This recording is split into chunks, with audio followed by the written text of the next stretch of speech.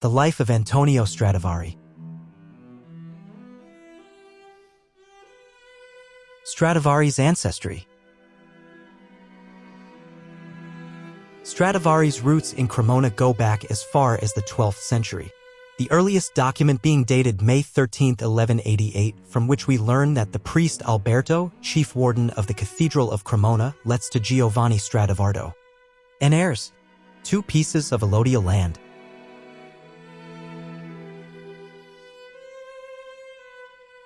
The name Stradivari derives from Stradivari, a tollman or douanier, a feudal official who was posted on the strada or high road for the purpose of exacting dues from passengers. The marriage registry of the Cathedral of Cremona, under date April 10, 1600, records the marriage of Giulio Cesare Stradivari to the Signora Doralis Milani, a widow. To them was born a son Alessandro on January 15 at the church of San Michele Vecchio. Alessandro was Antonio Stradivari's father. Alessandro married Signora Anna, daughter of Leonardo Moroni, on August 30, 1622. Antonio Stradivari was born in 1644. It is possible that he was born outside of Cremona, as many people left due to the famine and plague from 1628 to 1630. If so, then Antonio Stradivari must have returned to Cremona, as he became an apprentice to the great violin maker, Niccolò Amarti. The first documentary intimation even of Antonio's existence in Cremona is furnished by the label inserted in one of his violins and dated 1666.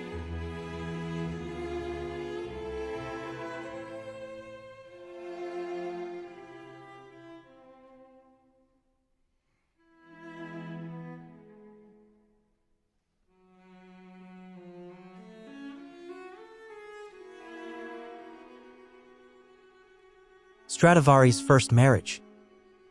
Stradivari married his first wife Francesca, daughter of Francesco Ferraboschi, in July 1667. He married his second wife in 1699. Stradivari's house. Stradivari lived in the Casa del Pescatore, now Via Garibaldi 55-57, until 1680, when he moved to the house now known as No. 1 Piazza Roma, formerly No. 2 Piazza San Domenico, where he lived for the rest of his life. It was here during upwards of 50 years that the passer-by may have seen him silently shaping those works which are now so eagerly sought throughout the world. Stradivari now had 3 children. 1 had died. In all, Francesco would bear him 6 children, 5 of which survived. In 1698, Antonio had to mourn the loss of his wife, Francesca Ferraboschi, who died on May 20th at the age of about 60 years. Her body was carried into the church of San Domenico.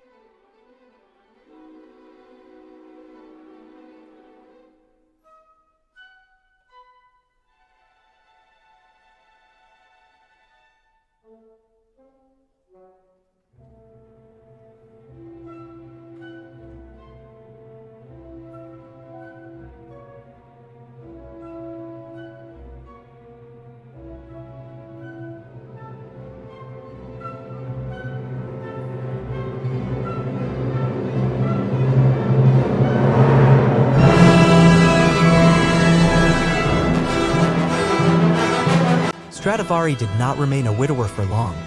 In August 1699, he married Signora Antonia Maria Zambelli.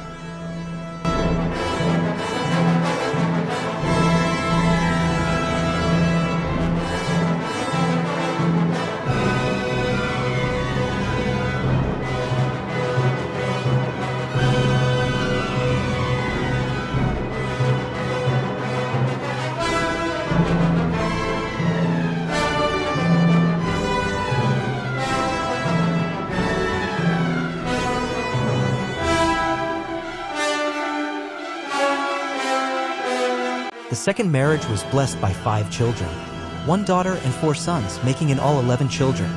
1 died.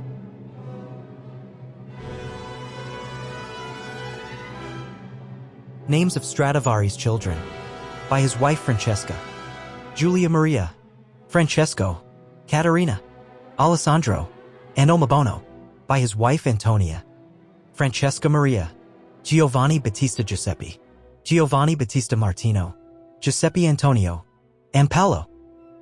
Tragically, 2 of the children died young, and only 2, Omobono and Francesco, embraced the career of their father, but neither of them were as talented as him.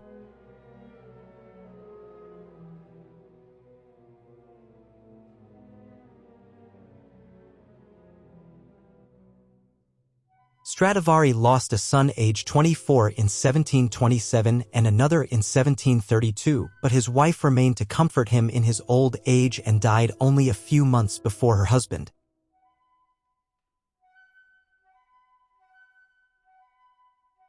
Stradivari was buried in a tomb situated in a small chapel in the church of San Domenico.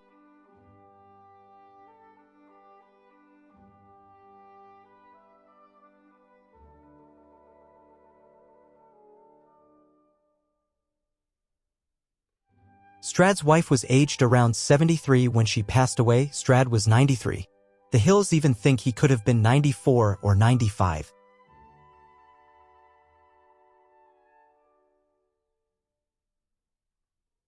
In the church of San Domenico reposed the remains of Antonio Stradivari until the year 1869. The church had by then fallen into disrepair and it was pulled down and turned into a public garden.